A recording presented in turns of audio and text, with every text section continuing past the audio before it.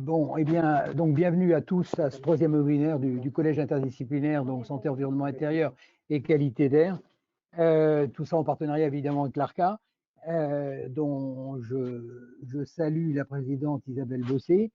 Donc on est évidemment très heureux d'accueillir donc les nombreux conseillers en environnement intérieur, également en habitat santé, plus particulièrement alors Martinotte que j'avais cité mais qui ne devrait pas tarder. En tout cas, on souhaite la voir très vite à l'image. Il y a également Denis Charpin qui doit être en ligne, donc je le salue. Voilà, donc sinon je tiens à tout particulièrement remercier Patrick Elisabeth qui est en face de moi et Justine pour effectivement avoir calé ce webinaire. C'est jamais très simple, vous l'avez vécu en direct, mais on y arrive toujours, n'est-ce pas, ma Cluzo, que je salue. Voilà. Donc, je tiens à remercier effectivement donc Patrick et Justine, mais également nos partenaires qui nous permettent le fonctionnement de ce collège, en particulier Novamex, Starwax, Advanza, Procter et Gamble, qui sont nos partenaires, mais également nos membres associés, que sont le groupe SEB, VMI Technologies, les laboratoires Protexom, Pando 2 et Nanosens, qui sont nos autres partenaires sur ces sujets, entre autres de qualité d'air. Voilà, donc on est ravis de démarrer ce webinaire. Je laisse la parole à Fabien pour présenter donc le thème qu'il a envisagé de vous proposer et d'animer aujourd'hui. Merci Fabien. Eh bien, merci beaucoup Patrick, merci beaucoup à Airlab de nous permettre d'organiser ce webinaire.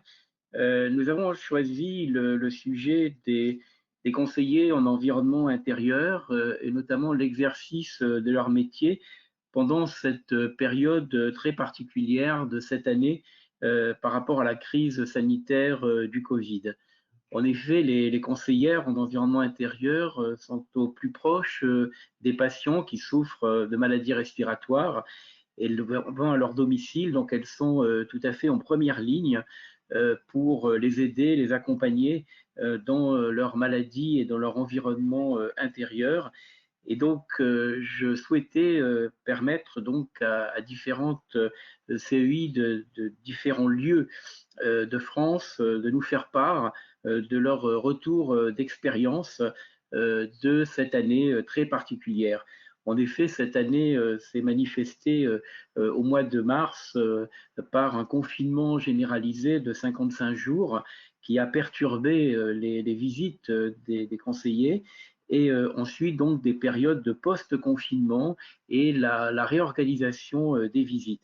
Alors je voudrais remercier tout particulièrement celles et ceux qui ont accepté de participer à ce webinaire. Alors, il y a d'abord Marseille avec Rachel Filippo, qui est de la PPA, conseillère Habitat Santé à Marseille, donc qui va nous faire part de ce qu'elle a fait cette année par rapport aux visites à domicile. Ensuite, à Paris, Béatrice Collet, qui fait partie du service parisien de santé environnementale dans la mairie de Paris, qui va également donc nous parler de ce qui s'est passé plus particulièrement à Paris et des actions qui ont pu être menées à Paris.